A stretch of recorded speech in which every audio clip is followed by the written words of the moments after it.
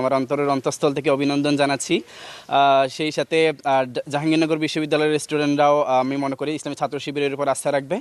ইনশাআল্লাহ জাহাঙ্গীরনগর বিশ্ববিদ্যালয়েও জাকসুতেও ছাত্র শিবির পূর্ণাঙ্গ প্যানেলে বিজয় লাভ করবে বলে প্রত্যাশা করি। ষড়যন্ত্র বলে আসলে দেখেন এখানে বিশ্ববিদ্যালয় প্রশাসনকে আমি পূর্ণ দায়ী করব। কারণ দেখেন যে অমর্ত্য রয় জনের প্রার্থিতা নিয়ে যে বিষয়টা হয়েছে, আমরা গত 21 আগস্ট আমরা আমাদের মনোনয়নপত্রগুলো জমা দিয়েছি এবং বিশ্ববিদ্যালয় প্রশাসন এই মনোনয়নপত্রগুলো যাচাই বাছাইয়ের জন্য 3 দিন সময় পেয়েছেন।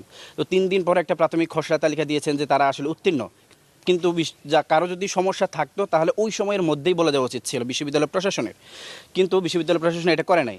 তারপরেও আমাদের যখন পূর্ণাঙ্গ যেটা প্রার্থী তালিকা আসছে সেটা 28 আগস্ট পর্যন্ত সময় ছিল বিশ্ববিদ্যালয় প্রশাসনের। কারো যদি এরপরেও সমস্যা থাকতো তাহলে এর মধ্যেই এটা আসলে যাচাই বাছাই করে ফেলা উচিত ছিল, কিন্তু নির্বাচনের 4 দিন আগে এসে বিশ্ববিদ্যালয় প্রশাসন হুট করে একজনের প্রার্থীতা বাতিল করলো, সে আবার আদালতে রিট করলো, রিটের বিপরীতে আবার